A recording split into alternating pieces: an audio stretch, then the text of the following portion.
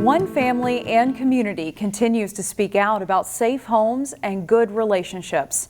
It's in memory of Maria Pugh, a young woman who lived in Maple Grove and died at the hands of her husband in the spring of 2020. But that's not the end of Maria's story. As a nonprofit in her name, Maria's Voice continues to speak out. October is Domestic Violence Awareness Month, and here in the Northwest Suburbs, Maria's Voice is planning a community vigil to bring hope and healing to those who need it the most. Nina Bupasavan has a story.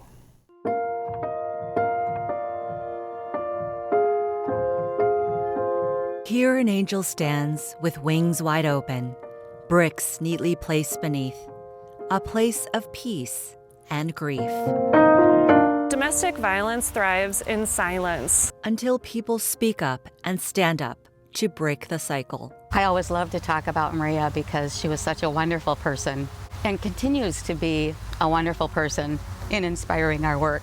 A message Maria's Voice is hoping all will hear this month. A vigil is set in Maple Grove to share hope and healing. What a fitting place to come to celebrate their life, but to also say, you know, we are people who, even though we may have lost you, we can do so much more so that we don't lose anyone else. We're bringing together pillars from our community, leaders from all across our community, and illuminating our collective action to prevent domestic violence.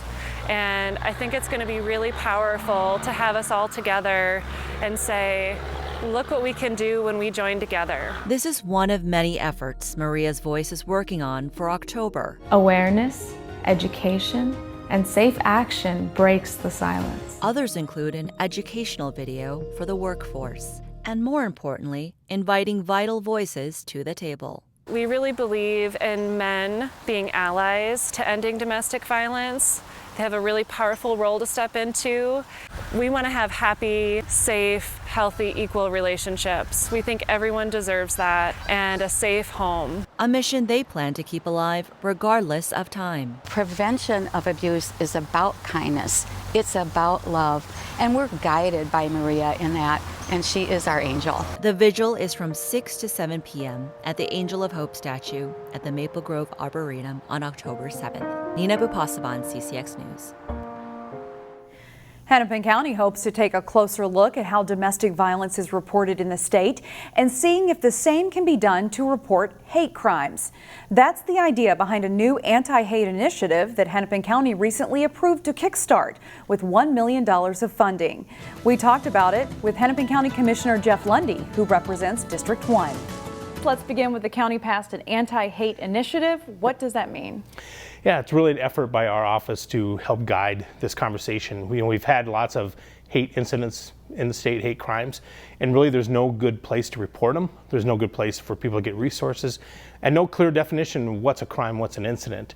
And so we're just trying to start that conversation, put some money into reporting, support for the community, and start to have this kind of community-led discussion on it.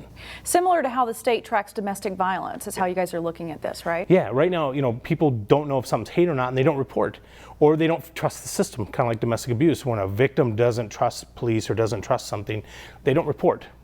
But it still happened. And so we're taking the same approach to hate crimes or hate incidents to say, let's give the victim our full support. And what have you guys heard from local police officers on how they might use this? I think police officers have been really enthusiastic about it because they don't have resources. If it's not a hate crime, they're out of it, right? And so they want to be able to provide resources to say, here's where you can call. Hopefully we're going to get to a part where you have like a 211 system where they can call a number, start to get connected to resources that would provide support. All right, now the county allocated one-time funding for $1 million. This is just getting it started, right? Yep. I think really this is a kickstart. Ultimately, if we're talking about a 211 system, which is easy to use, we used it for rental, it's a statewide system. And so we're working with legislators to say, if this is to be successful, community must lead, but the state has got to kick in. We need a system that, just because you're not from Hennepin County, where do you call? So we need a unified system and a unified database for people. You were saying before that the state is really behind when it comes to tracking this. The numbers just aren't there. Yeah, depending on where you go, you find different numbers. You find some numbers that say we have 0, like we're the state of Alabama, which is the other 0 in the country. And so our laws, I think, need to be modernized on what is a crime. But also, if it's not a crime, you still feel pain, right? And so where can you go to get support? And so I think really putting the victim at the forefront of our efforts, really to see where they can take and be helped. Anything else that you think folks need to know about this? The success of this program is going to be community-led. So if the community takes it and runs, it'll be successful. And so we're going to really empower that. And that's really what the bar from the county was to get out in front of this. All right. And where can folks go to find more information about how this develops? Because it's just at the beginning. Yes, this is the beginning. I would say the best place is to contact my office because it was our bar, our work, but really now it's going to be community-led. And we're going to have the places they can go later. All right. Commissioner Lunde, thank you for being here. Thank you. It's been a hot and dry year, and you can expect those conditions to have an impact on the leaves changing color this year.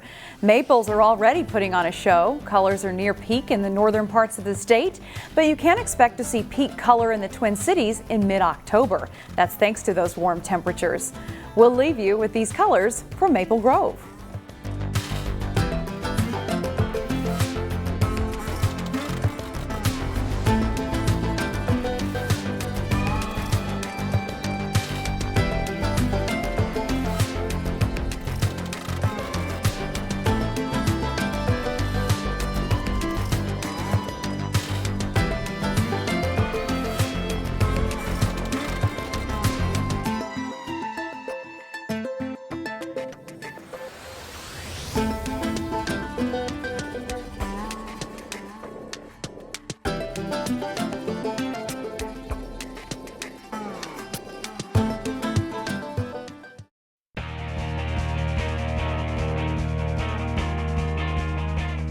Despite a couple of losses and a couple of impressive wins in the first half of the season, the Cooper football team has high goals this fall.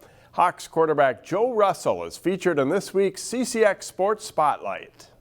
As high school quarterbacks go, he's about as experienced as any you'll find.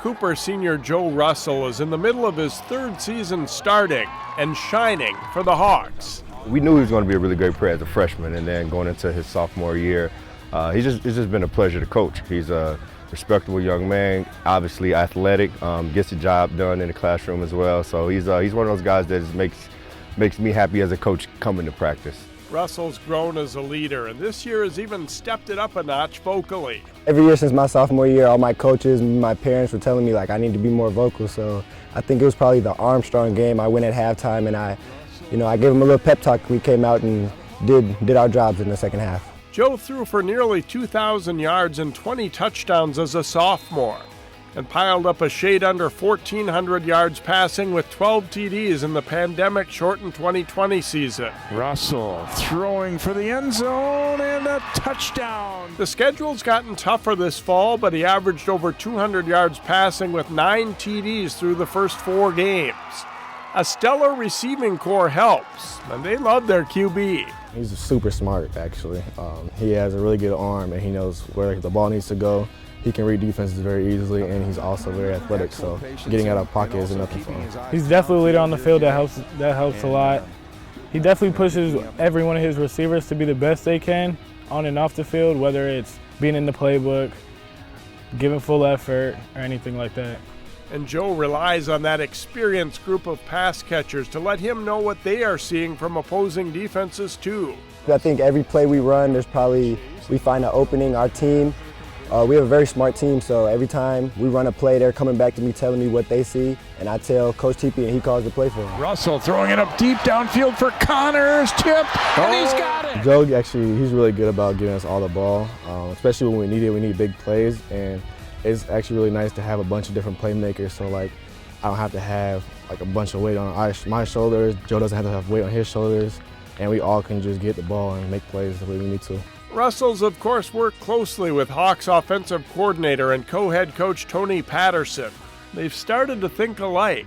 Every game, me and my center, we literally make a bet on what first play he's going to call. So our chemistry with me and Coach Teepee and our whole offense, because we've been working with him for the past 3 years, so we really know probably what he's going to call on what play and what situation. Yeah, it's crazy. So we'll be at practice, and I'll try to tell him what reads. He's like, I already got it, and so it's kind of it's been cool to see the transition.